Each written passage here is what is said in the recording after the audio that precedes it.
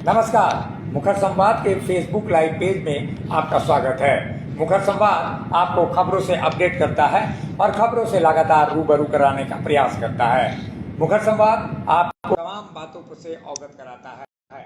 आज बड़ी घटना ये हुई कि झारखंड की राजधानी रांची के बिरसा मुंडा एयरपोर्ट पर आज कपिल मिश्रा जो बीजेपी के दिल्ली के नेता हैं उनको रोका गया। कपिल मिश्रा हैं जिन पर कई धार्मिक उन्माद फैलाने का भी आरोप लगता रहा है।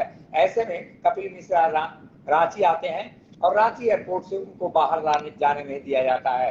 राज्य की हेमंत सोरेन सरकार ने उनको रोका इस कारण से कि राज्य के 4 जिलों में, जिसमें हजारीबाग भी है, हजारीबाग के बरही में वो जाने वाले थे रुपेश पांडे के घर और रुपेश पांडे के परिजनों से मुलाकात करने वाले थे। ऐसे में एक बड़ा सवाल ये भी होता है कि आखिर रुपेश पांडे के परिजनों से मिलने से आखिर कपिल शर्मा को क्यों रोका गया? कपिल शर्मा आखिर क्या कुछ ऐसा करने वाले थे जिसके कारण से झारखंड की हेमंत सोरेन सरकार ने ये बड़ा कदम उठाया? ऐसे में ये बड़ा सवाल ये भी है कि झारखंड की हेमंत सोरेन सरकार आखिर क्या इरादा रखती है और किस तरह से 4 जिलों में जब इंटरनेट की सुविधाएं समाप्त होती हैं तो ऐसी में क्या परिस्थितियां वहां उत्पन्न होती हैं, ये बड़ा सवाल है। बड़ा सवाल ये भी है कि जो स्थितियां वहां पर दिखाई दे रही हैं वो स्थितियां यहाँ पे निश्चित रूप से ये कह सकते हैं कि वो स्थितियां यहाँ पे बेहद चिंताजनक है। इस समय हम और लोगों को भी जोड़ेंगे। इस समय हमारे साथ राष्ट्रीय जनता दल के जो दुमका जिला के अध्यक्ष हैं वो अमरेंद्र कुमार यादव वो जुड़ चुके हैं हमारे साथ। इस समय उनसे भी जानते हैं कि आखिर हेमंत सोरेन सरकार का ये फैसला किस तरह का फैसला है। हालांकि बीजेपी के लोग ये बता रहे ये जो फैसला है बेहद ही गलत फैसला है। अमरेंद्र जी, सबसे पहले आपका स्वागत है। नमस्ते, धन्यवाद। आवाज मिल रही है?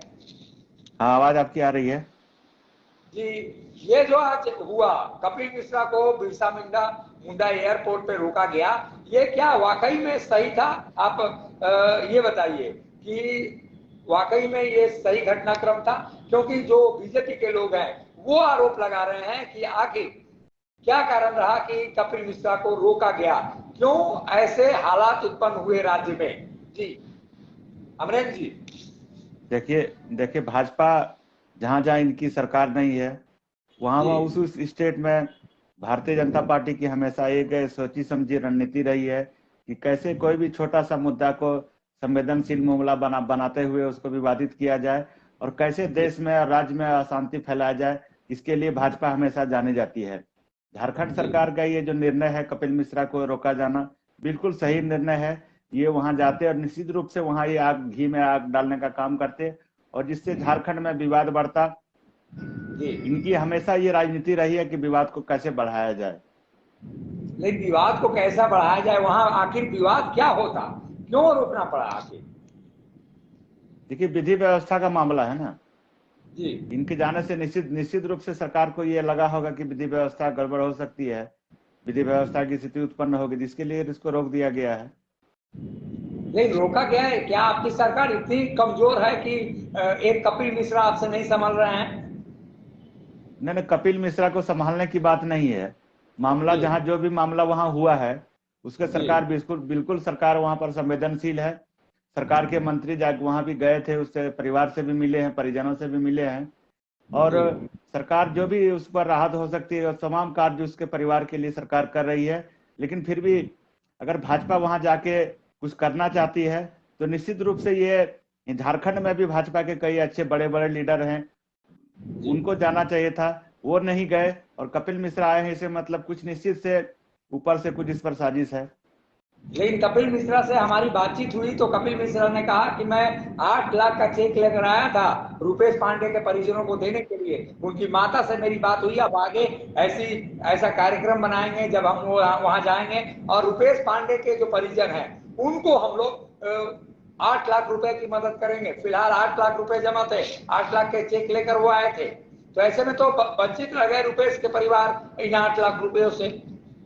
निश्चित रूप से मदद करना चाहते हैं, वो अच्छी बात है, लेकिन सरकार भी उसको मदद कर रही है और मदद जहां तक पहुंचाने की बात है तो कपिल मिश्रा ही जाके मदद करेंगे ऐसी बात नहीं है। झारखंड में भाजपा के और भी कई बड़े बड़े लीडर हैं, वो भी जाके मदद पहुंचा सकते हैं। कपिल मिश्रा को ही जाना वहां पर कोई जरूरी नहीं है।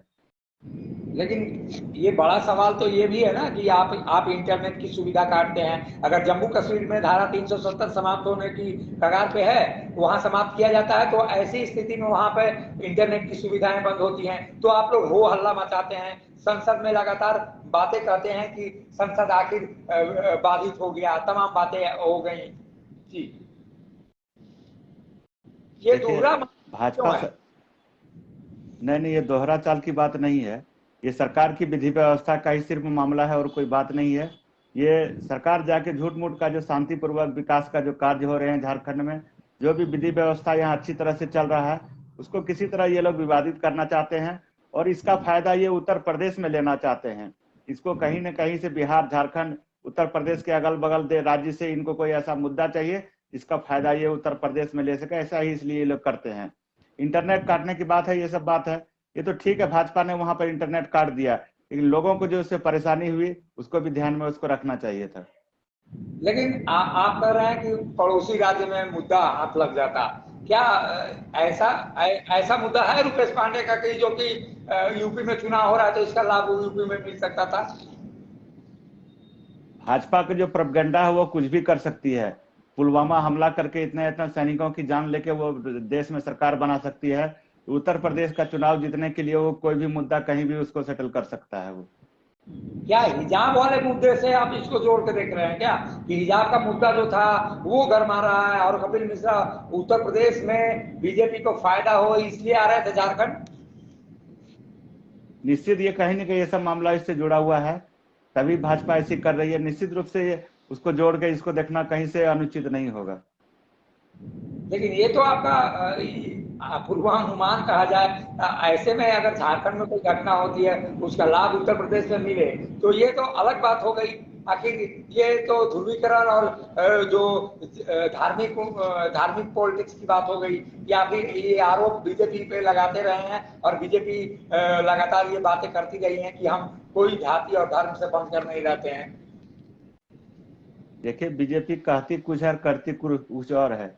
ये तो पूरे देश की जनता देख रही है कि भाजपा क्या कहती है और क्या करती है। ये जो कहती है उसका जस्ट उल्टा करती है। ये पूरे देश को अशांत करने का काम किया है, बेरोजगारों को लूटने का काम किया है, ठगने का काम किया है। इसको देश की आम जनता, आम नागरिकों से कोई लेना देना नहीं है।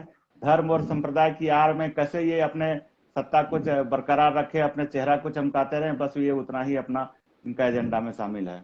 जी, एक बात और हो सकती थी कि कपिल मिश्रा अगर झारखंड आए हैं तो उनको पुलिस की गाड़ी में ले जाकर वहां पर मिलवाते लोगों से और उनके परिजनों को वहां चेक सौंपवाते और उसके बाद फिर रांची लाकर उनको बाहर दिल्ली भेज देते। ऐसा तो हो सकता था ना? देखिए ये सरकार लेवल की बात है, निश्चित रूप से सरकार ने इस पर गहन विचार विमर्श किया होगा, उसके बाद ही कुछ निर्णय इस पर लिया है। तो निश्चित रूप से सरकार ने ये जो निर्णय लिया है बहुत सोच समझ के ही ये कदम उठाया होगा हेमंत सोरेन सरकार ने। क्या इसमें आप लोग को लग रहा था कि धार्मिक उन्माद फैल सकता है? आप लोग को भी एज ए गठबंधन के आप साथी हैं, सरकार में शामिल हैं, तो आप लोग को भी महसूस होता था कि इस तरह की घटनाएं हो सकती है कि धार्मिक उन्माद वहां फैल सकता है? निश्चित रूप से भाजपा के नेता जहां जहां जाते हैं वो आग लगाने का ही काम करते हैं। ये कई बार देखा गया है, इसलिए ऐसा होना कोई बहुत बड़ी बात नहीं थी। निश्चित ऐसा ही लोग कर सकते हैं। लेकिन आप तो एक तरफा बात कर रहे हैं ना। ये तो अगर आप मॉब लिंचिंग का कानून बनाते हैं तो उसमें अगर मुस्लिम समुदाय के लोग अगर कुछ घटना को अंजाम देते हैं तो वो घटना अलग हो जाती है, और मॉब लिंचिंग अगर नहीं मुस्लिम नहीं, मॉब लिंचिंग को किसी संप्रदाय से जोड़कर देखना ये उचित नहीं है।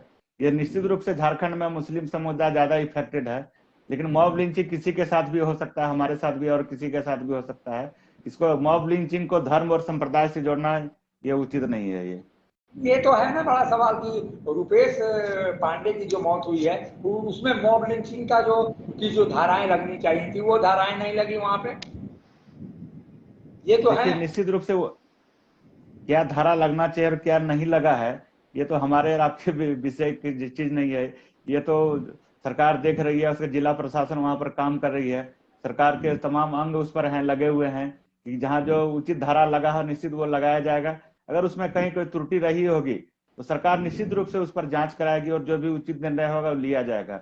उसको न्याय निश्चित रूप से रुपेश पांडे को न्याय मिलेगा। सोरेन सरकार पर आरोप है कि वो एक समुदाय को कुछ और देखती है, दूसरे समुदाय को कुछ और जिला प्रशासन जो है वो आप लोगों के कहने पर चलता है, यही तो आरोप है भाजपा का। नहीं, भाजपा तो कुछ भी आरोप लगा सकती है, विपक्ष तो यहाँ कुछ भी आरोप लगा रखती है, क्योंकि वो मुद्दा विहीन है, उसके पास कोई मुद्दा है नहीं अभी, इसलिए वो ये मुद्दा इसको बनाती है, इसको ऐसा कोई बात नहीं है। नहीं, आप लोग क्या मदद करेंगे? अभी तो मदद आप लोगों ने पहुंचाई नहीं रुपेश पांडे के परिजनों को। सरकार में बैठे हैं, निश्चित रूप से सरकार उसको मदद करेगी। अभी नहीं हुआ है, देरी हुआ है जरूर, लेकिन निश्चित रूप से सरकार उसको जो भी संभव मदद होगा उसको किया जाएगा सरकार की ओर से। तो आप कहते हैं कि मदद की जाएगी, और जो मदद करने वाला व्यक्ति झारखंड आता है उसको आप एयरपोर्ट पर रोक लेते हैं, ये उचित है? उनका नियत में खोट है ना। मदद करना तो एक दिखावा है कि सामने चेक दिखा रहा है कि मदद करने आया है, लेकिन उसका मकसद कुछ और ही रहता है उनका, इसलिए ऐसा करके उसको पूर्वानुमान से उसको रोका गया है। मतलब मानते थे कि मदद के पीछे कोई साजिश है? निश्चित रूप से। मतलब मदद करने आए नहीं कि साजिश करने आए, उत्तर प्रदेश में चुनावी लाभ पहुंचाने आए, ये आप मान के चल रहे हैं क्या? निश्चित रूप से मेरा वही मानना है। ये तो मॉब लिंचिंग के लिए झारखंड सरकार खुद से इतना कृत संकल्पित है, उसने यहाँ पर कानून बनाने का काम किया मॉब लिंचिंग के लिए।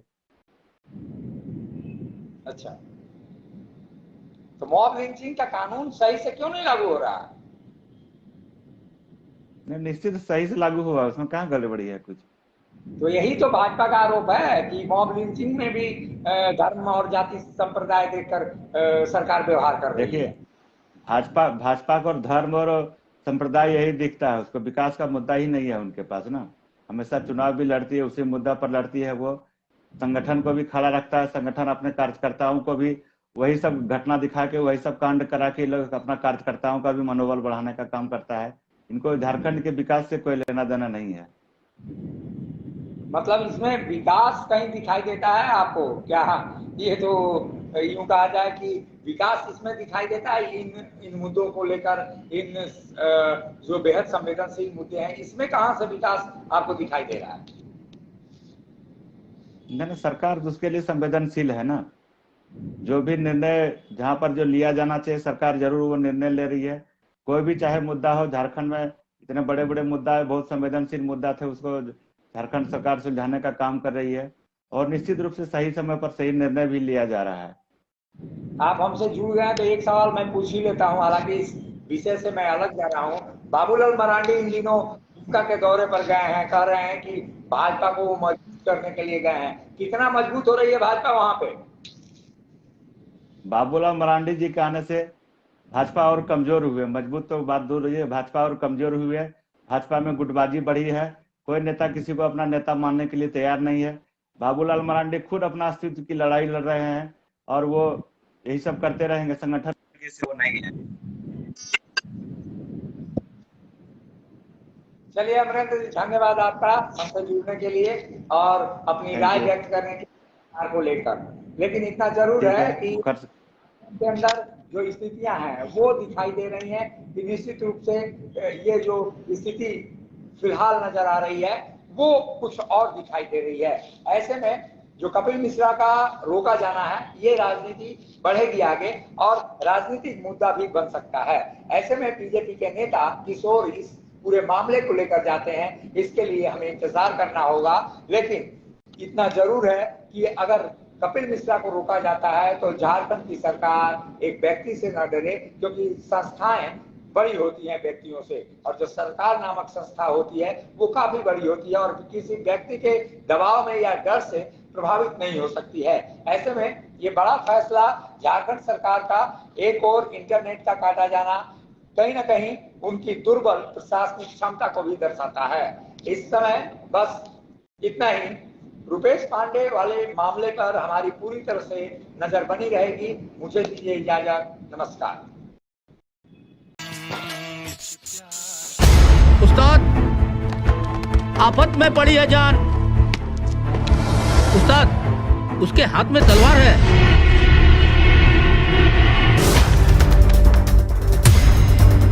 तलवार का मुकाबला पाइप से।